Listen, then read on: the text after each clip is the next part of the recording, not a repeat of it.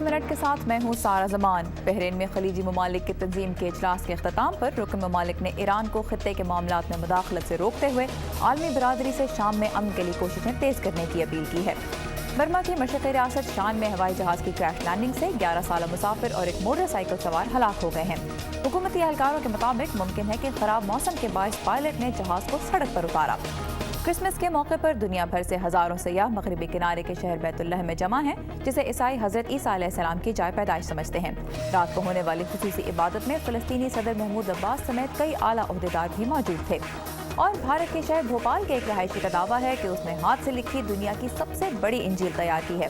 Sunil Joseph نے 60 کلو وزنی یہ Bible 7 سال قبل صرف 4 ماہ میں مکمل کی اور اسے ہر سال کرسمس پر کھولتے ہیں۔ آپ دیکھ رہے تھے VOA نیوز منٹ۔ مزید خبروں کے لیے آئیے urduvoa.com پر۔